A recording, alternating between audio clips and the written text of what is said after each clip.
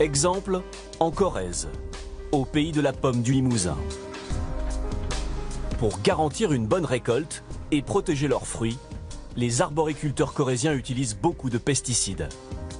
Ils traitent leurs vergers une vingtaine de fois par an.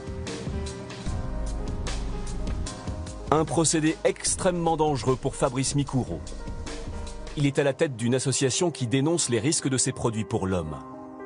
Ici comme ailleurs, le plus souvent, rien ne protège les riverains. Entre la limite de la propriété ici, où les gens vont s'occuper de leur jardin, faire leurs légumes, il y a seulement quelques mètres qui les séparent des zones de traitement. Et dès lors qu'il y a le pulvérisateur qui envoie ses produits en bout de parcelle, eh bien, le nuage va venir envelopper la parcelle voisine, aller sur la maison. Si vous avez des enfants qui jouent dans le parc, ces enfants vont ramasser ça sur eux.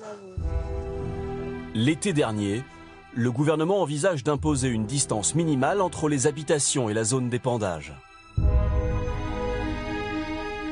Pour la première fois, la problématique des riverains était enfin prise en compte. Limiter l'utilisation des pesticides. La FNSEA n'en veut pas. En octobre, le syndicat lance une vaste opération commando dans toute la France. D'où leur slogan « Royal affame le peuple ». Les agriculteurs s'en prennent à Ségolène Royal, ministre de l'Environnement. Imparable selon François Veilleret, militant anti-pesticides depuis 25 ans. Vous pensez bien qu'à quelques mois des élections, la dernière chose que veut Manuel Valls ou le président de la République, c'est des manifestations de l'agriculteur partout en France. Donc cette pression, elle est mise en œuvre parce qu'elle est extrêmement efficace.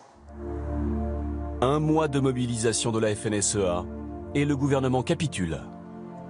La protection des riverains contre les pesticides ne sera pas renforcée.